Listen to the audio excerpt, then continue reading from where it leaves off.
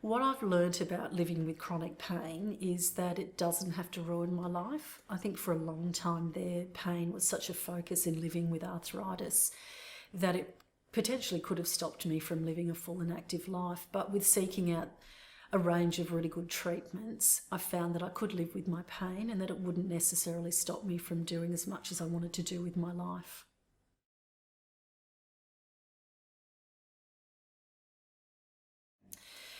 I've learnt that pain is unpredictable and a fickle friend. It is something that I can't predict. I don't know within a day what my pain will be like, let alone day to day. I can't predict the triggers. I can't predict the location. I can't certainly predict the severity or the duration of that pain. And because it's always changing, it can make living and planning life quite challenging at times.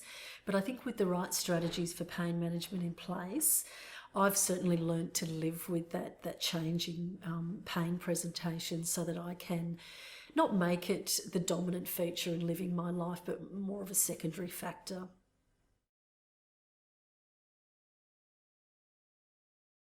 I think the mind has a very powerful role to play in living with a chronic condition like arthritis and the chronic pain that comes with that disease.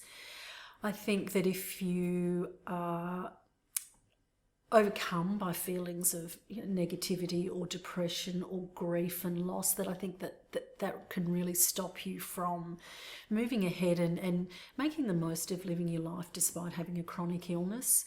For me, one of the best things that I've learnt in my journey living with arthritis is the power of positive thinking. And I know some people think that can sound a bit, trite and a bit frivolous, but I actually think it's a really powerful tool to have a positive mindset.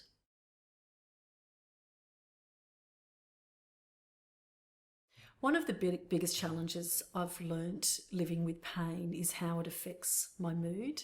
And again, this was something that took age and maturity and insight to become aware of, that when I was most cranky and irritable coincided with the times when my pain was at its worst.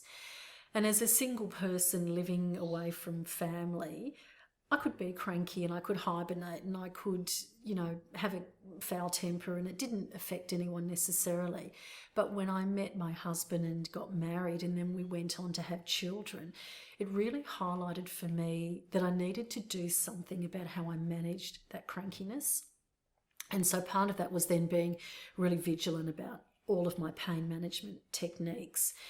But it also taught me that I needed to be really open with my family and particularly with my kids. So from a very early age, I've said to them, Mummy's not cranky with you. You've done nothing wrong. I'm just in a lot of pain at the moment, and that's why Mummy is like this.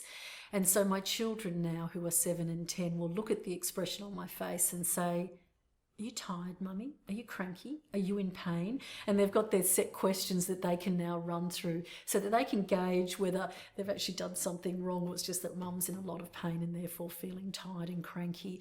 So I think pain, it doesn't just affect the individual, it affects those people immediately around us. And for me, having my own family now was a huge motivator to really get my pain strategies in place.